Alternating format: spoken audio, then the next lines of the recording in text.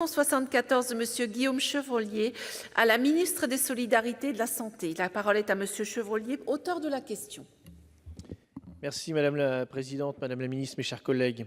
Le maintien à domicile des personnes âgées est un enjeu de société qui est en pleine mutation et qui va s'accélérer. Deux éléments en témoignent. Il y a d'un côté les conséquences de la transition démographique et le vieillissement de la population.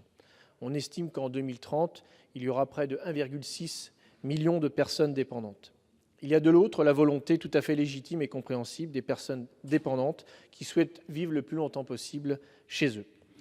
Madame la ministre, les aides à domicile font un travail vraiment remarquable au quotidien. Elles créent un lien de proximité, un lien social précieux auprès des personnes qui se sentent parfois isolées, et c'est notamment le cas dans les territoires ruraux, par l'intervention des CCAS et de l'ADMR. Et pourtant, le maintien à domicile est confronté à des problèmes chroniques. Financement déficitaire, plan d'aide APA de plus en plus réduit sur les durées d'intervention, difficulté à recruter du personnel et à le fidéliser, emploi majoritairement à temps partiel.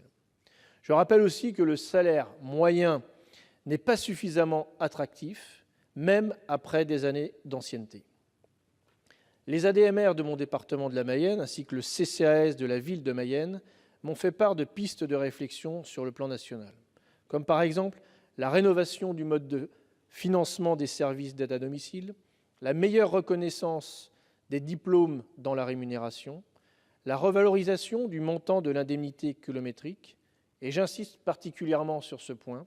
Je rappelle que ce dernier stagne à 0,35 € depuis 2010, alors que le prix du carburant ne cesse de grimper, ce qui est un vrai problème de mobilité actuellement en milieu rural.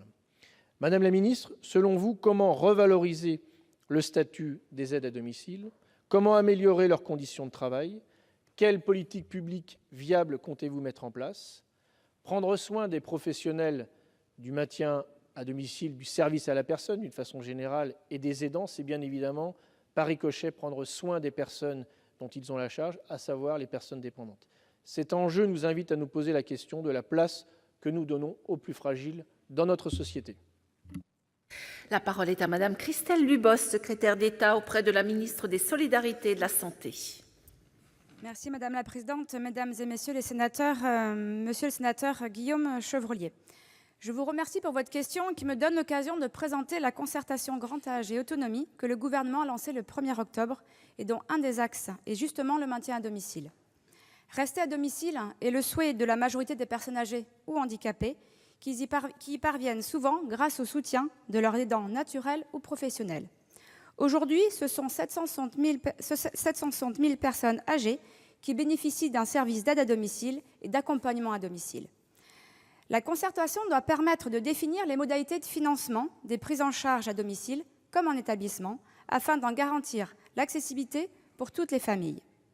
Un des 10 ateliers traite particulièrement de la question des paniers de services, des paniers de biens et du reste à charge. Il nous faudra définir différents scénarios pour proposer des droits et prestations universelles, simples, lisibles et modulés en fonction des ressources des personnes. Enfin, parce que nous savons ce que nous devons aux accompagnants du quotidien, nous nous sommes engagés à améliorer les conditions d'exercice des professionnels du médico-social et des aidants. Dès 2019, nous allons définir une stratégie concernant la qualité de vie au travail dans les services d'aide et d'accompagnement à domicile, en concertation avec les acteurs du secteur. Comme vous nous invitez à le faire et comme cela a été adopté dans la loi du 10 août 2018 pour un État au service d'une société de confiance, nous facilitons le répit des aidants en expérimentant dès la fin d'année les relayages de l'aidant ou des séjours de répit aidant-aidé pour permettre aux aidants de s'absenter plusieurs jours en confiant leurs proches à un professionnel. Enfin, un des axes de la concertation est également de renforcer la reconnaissance et l'accompagnement des aidants et d'accroître leur capacité à se saisir de leurs droits. Les aidants sont des maillons essentiels de la vie des personnes âgées en perte d'autonomie et des personnes handicapées, et notre stratégie devra permettre de préserver dans la durée leur implication. Monsieur Chevrollier, il vous reste 14 secondes pour une réponse à Madame la ministre. Merci Madame la Présidente. Je remercie Madame la Ministre pour son écoute et son intervention. Sous le précédent quinquennat, il y a déjà eu une loi d'adaptation à la société au vieillissement. On avait déjà noté à l'époque du débat qu'il fallait des moyens au-delà d'un texte de loi, il faut des moyens. Là, j'entends que vous lancez une concertation, que vous êtes consciente, bien évidemment, de ces enjeux du vieillissement de la population.